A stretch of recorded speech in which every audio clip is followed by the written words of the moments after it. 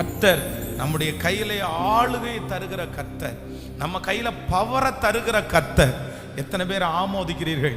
நான் நம்புறேன், இந்த ஃபாஸ்டிங் பிரேயர்ல இந்த சத்தத்தை கேட்கிற உங்களுடைய கையில சீக்கிரமாய் ஒரு நாள் ஆளுகை வரும். வேதம் சொல்லுகிறது, இதுவரையிலும் சத்துருக்கள் உங்களை ஆண்டு கொள்ளலாம், கடன் உங்களை ஆண்டு கொள்ளலாம், உங்களை சுற்றி இருக்கிறவர்களை ஆண்டு கொள்ளலாம், ஆனால் நீங்கள் ஆளுகை செய்கிற ஒரு நாளை கர்த்தர் உங்களுக்கு கட்டளையிடுவதற்கு வல்லவராய் இருக்கிறார். நம்புறவர்கள் சத்தத்தை உயர்த்தி உங்க பிள்ளைகளுடைய கையில் அந்த ஆளுகையை கர்த்தர் தருவார். உங்க குடும்பத்தினுடைய கையில கர்த்தர் அந்த ஆளுகையை தருவார்.